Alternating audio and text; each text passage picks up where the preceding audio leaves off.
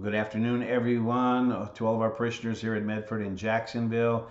It's Wednesday late in the afternoon on May 6th, and today I want to leave a message with you regarding another coronavirus update message. In this case, in particular, it's about what we know so far in regard to our plan for once again trying to make the Mass public and available again, although in a very restrictive way at first. We want to get that information out to you.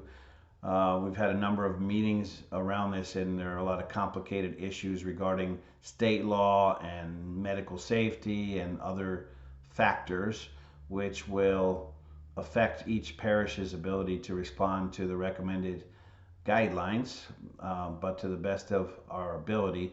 I want to just today give you, I hope, a sense of uh, what lies on the horizon. We don't have exact dates set yet for this, but to let you know, hope is arriving soon. And the reason why this plan is coming out this week had to do in part with coordinating with what we were anticipating to hear from Governor Kate Brown. She had announced last week that this Monday she was going to release her plan for restarting the economy in Oregon. At this point, I saw in this morning's news, 90% of America is already in some form of restart. We are the 10% who's going to be lagging, unfortunately. But if you're curious about the timing of this, that's in part why. Ultimately, what came out from the governor's office was not very specific. It didn't have dates or even quantifiable, measurable goals. But the spirit of it, though, is that we are headed in that direction. And so the Archbishop selected this week also to get that information out to you. He has a coronavirus task force that is considering all aspects of this, from liturgy to our school operations to our charitable services and other things, and reviewing the laws, what is required there to, how we can stay in compliance. And he specified two things. One, I think, is most important, is that this is for him his pastoral response to all of you. And I can second that. I've gotten a lot of letters since Easter. Thank you, by the way, for all of your Easter greetings. Thank you for your words of encouragement to me personally. You've been wonderful. But as we've discussed with our staff, we're noticing an uptick of messages from, shall we say, parishioners whose patience is starting to wear thin, who are a little bit more upset. And I have empathy for that. I'm hungry to see the liturgy return as well. But the Archbishop has probably heard that tenfold or 100-fold of what I've heard, and he's very aware that people are eager to get back to some form of celebration of the Mass, and for many reasons, spiritual and theological.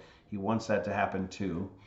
But he put together a list of criteria along with that, where he says that we have to be able to comply with each and every aspect of the list before we can open up. He's aware that in some locations, because of the age or the health of the local presiding priest, or because of facility or staff limitations, this is going to now start to happen at a different pace on different locations. But for what it's worth, I want you to know that for our vicariate, our region of pastoral care, which goes from Roseburg down to Ashland, we are unanimously in agreement that whatever we do, we will launch at the same time, and we will have consistent policies from parish to parish. Just be aware, and please exercise patience in knowing that we may be opening things at a different pace than some other parts of the state or other parts of the country. In this age of social media, when you hear from family members in other dioceses or other states that are doing different things, we're going to have variations, and even within our own diocese that will be the case. But for the time being, the Archbishop opened the way for those who can to begin celebrating the public Mass as of this weekend. Again, that's if you can meet quite a list of stipulations. He said in today's meeting he's doing it in this fashion, even knowing that there will now be uh, a lack of continuity in terms of how parishes are taking this task on, but he didn't want to hold back those who are ready to go sooner. So that's why we're doing it now. Some locations, because of the small size of their congregation or other factors, are able to respond more quickly. We here in Southern Oregon are not. And these are some of the criteria that we discussed in our region, just so you know uh, the complexity of this. One area where we're stuck on when the guidelines came out is in the area of sanitizing and cleaning after each Mass, uh, in regard to cleaning of the restrooms and cleaning the seating areas. We are not at this time able to find access to cleaning materials or gloves, and so just the materials themselves, uh, they're out of stock with various online sites that we've tried to use in the past. They're not in stores, so we don't think we can responsibly begin until we can meet that, where we can have hand sanitizing stations in the church and a process by which we can clean up after each use, after each Mass. And so we're waiting to hear from the Archdiocese on that. They assure us they might have a supplier through the schools that can get us what we need. Um, Secondly, there's a factor regarding social distancing, which is now being referred to more commonly as physical distancing. The law requires that we remain essentially 6 feet apart from one another. And to let you know, some locations, including our mission in Jacksonville, this will not really be possible. So as we do a restart here, for the time being, it's not going to take place at Jacksonville. That building is just too small for us, for the people to be as far apart as they need to be for the liturgy to take place. There's also a much more complicated factor as the parishes get larger in finding a fair and equitable way of signing up to attend a Mass, because the guideline that still is in place for now until further notification is that for any public event there has to be 25 or less people. For the time being, the Archbishop has prohibited the use of satellite locations or multiple locations where the service is televised, and he's prohibited any kind of service that might take place in a parking lot where people might use their vehicles for physical distancing. So it's 25 people or less, and that includes clergy and essential ministers, and then whatever number of guests you can get to come.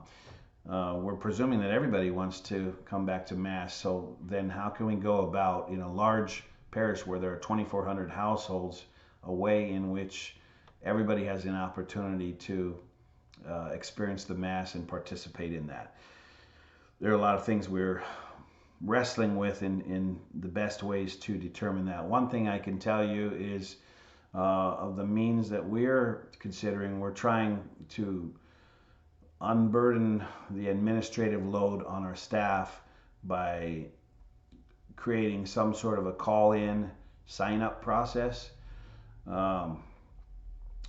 And we think that if the daily Mass crowds that we had prior to this coronavirus crisis hold, the realistic expectation might be that parishioners could be able to attend daily Mass up to twice a week, because we're being advised to offer 2 daily Masses, one in the morning and one in the evening, just during this time of crisis.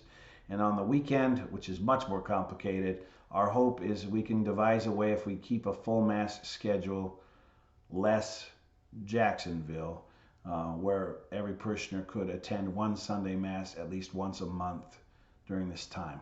Please know that the general dispensation the Archbishop granted for missing Mass during this time is still in effect, and it will be in effect all the way until the end of this crisis. So this isn't a question of committing mortal sin or making an offense to God. We're just trying to create opportunities for people to experience the liturgy and the Eucharist again in the context of the Mass. So that is a piece that we're still wrestling with, how to best handle.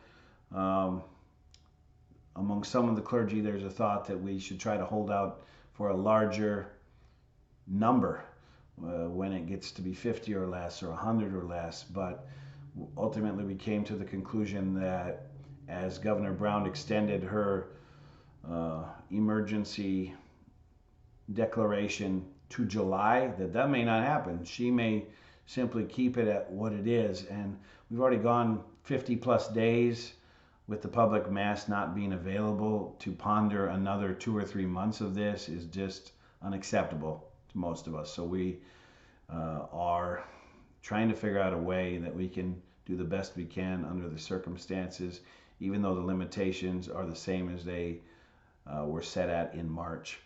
The last factor, too, that is a major one is the Archbishop has asked us to consider multiplying the number of Masses we would normally have to accommodate these smaller numbers of people. But there are just real limitations to that. And in some of our locations, due to the number of locations that are already being covered and the age of the clergy involved, we see real limitations with that. So I just say that as a general comment to let you know that these are not simple problems that we're trying to solve. We are working on it, and our hope, it's not officially set yet, so please don't bank on this yet, but our hope is that by Ascension Sunday, if we're given a couple of weeks to try and solve some of these problems and the Mass signups and the procedures that we'll have to work on trying to follow, we may have public Mass available in Southern Oregon again by the next 2 weeks. So I will give you a firm confirmation on that when we get closer. Just please know that that's what we're working towards. So just to review again, the dispensation for missing Mass is still in effect. We have to stick with this 25 people or less limit.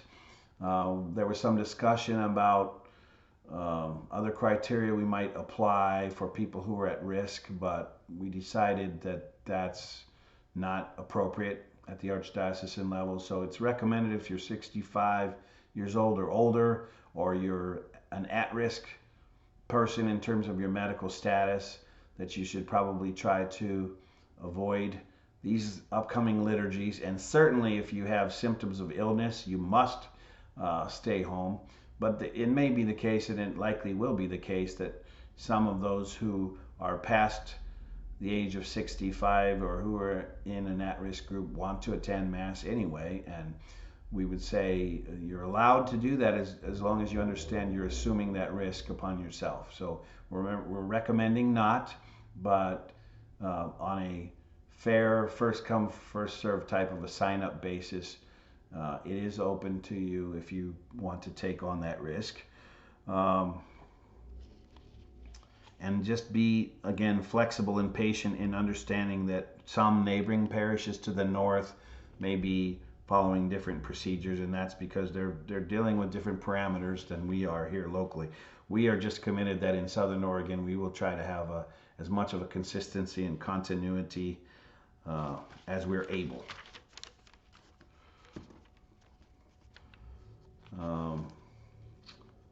We think, spiritual communion is an important thing, and it's a valid thing. It's something Archbishop talked about, that St. Thomas Aquinas, reflecting on the power of spiritual communion, that in some cases people who make spiritual communion are getting more grace than the person who's actually physically receiving the sacrament because of the disposition of their heart. So that has always had a place in our tradition, and for some of you, you will have to stick with that.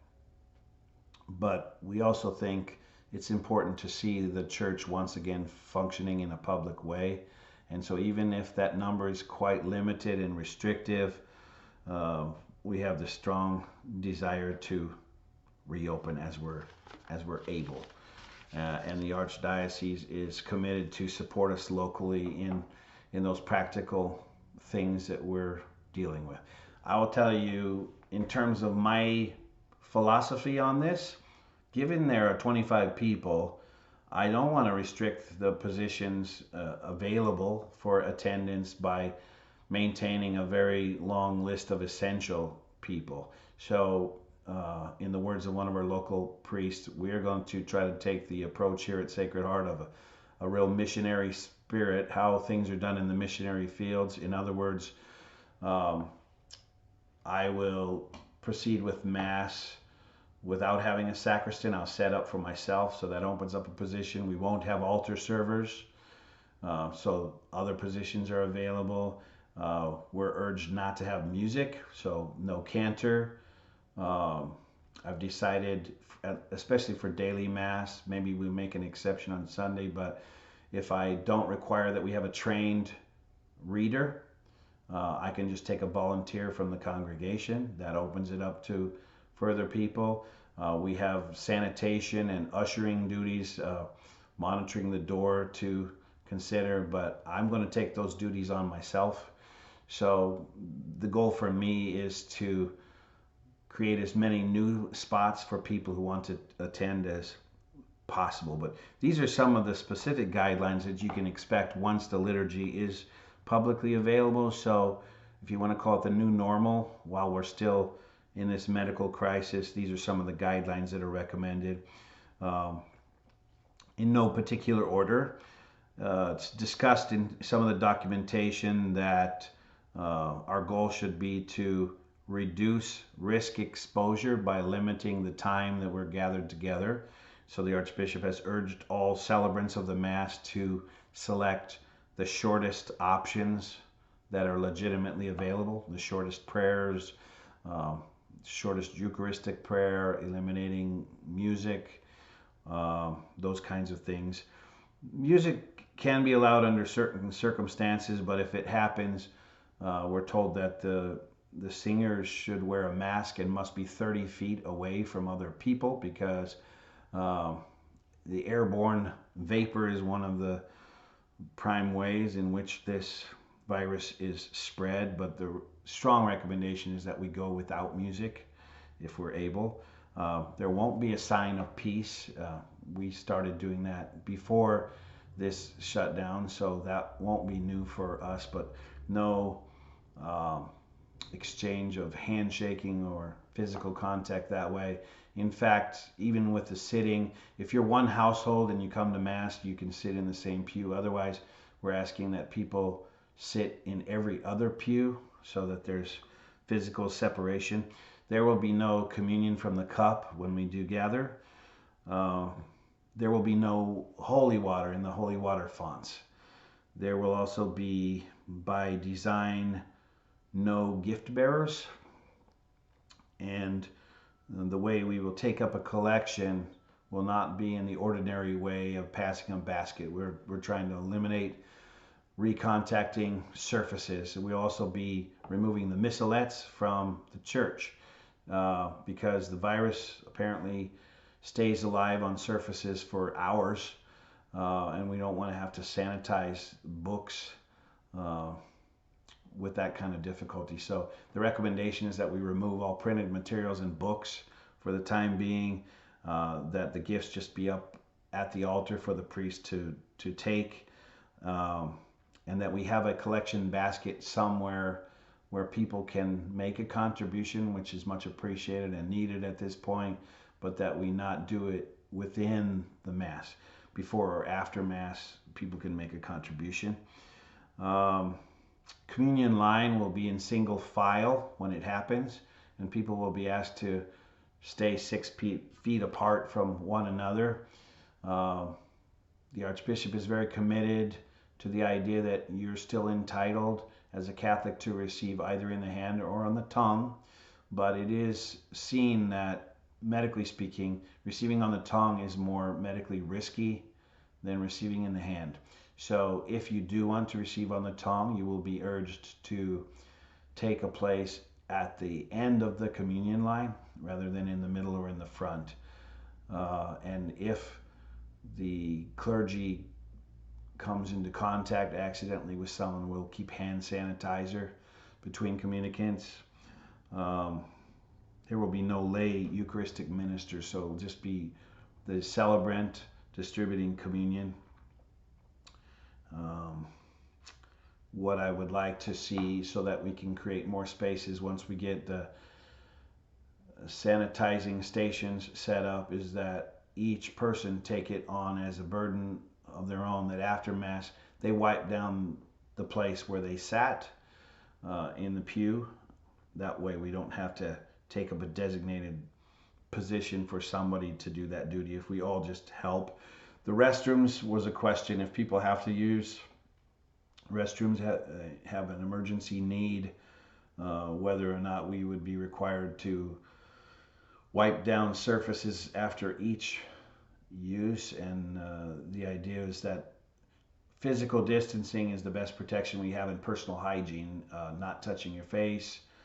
But we would just urge people to use the best hygiene and make sure that you wash with water and soap after going to the restroom. That is the best way. And then we'll clean restrooms after each Mass.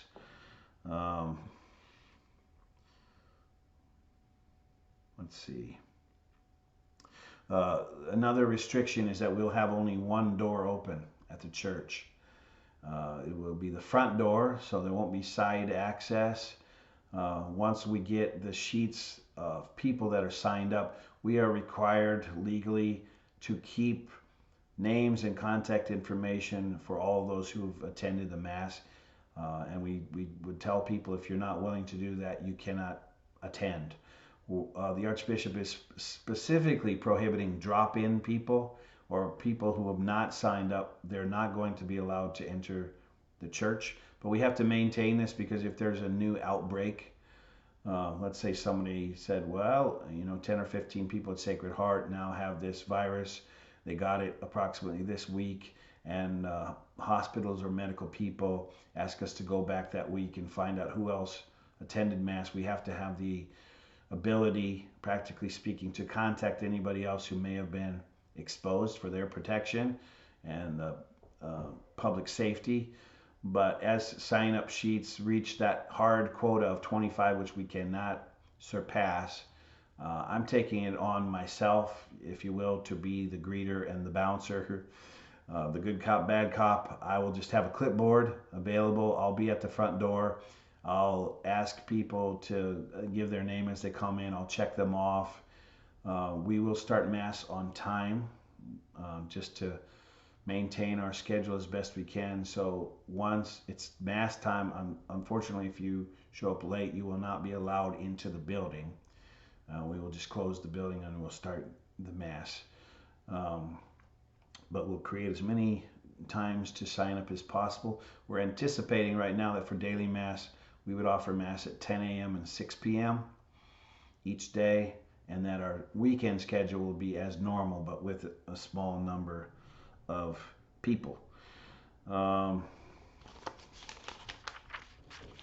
are some of the main features that we're considering. As you can see, it's going to require a lot of patience and support, participation in the process, as we try our best to make something available. No system that we could come up with is perfect. But what I'm hoping to do is to start by having it be driven by people who call in. And you can imagine it kind of like a doctor's office, if you will, to say, I'd like to attend Mass sometime this week. What times are available, or when is the earliest availability? Well, we have a couple spots still available Thursday night at 6 p.m. if you can attend. I'm not available in the evening. When's the first available morning Mass? We'll do it in that fashion until each Mass fills up.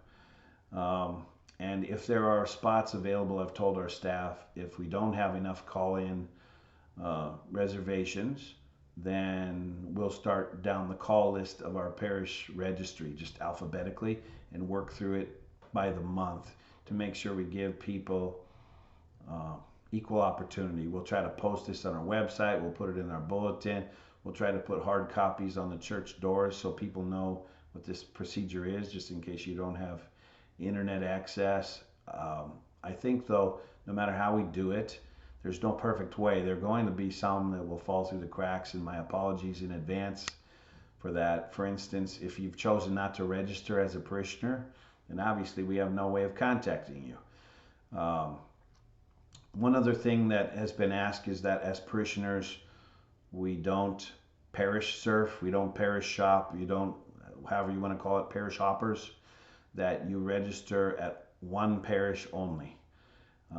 And we're doing this in a unified way because for some smaller parishes, this will probably be an easy process. There are small rural parishes with less than 100 people, and they can easily go through a rotation. We don't want to see it that parishioners who are from the city or from a larger parish suddenly descend on those locations and join in those numbers.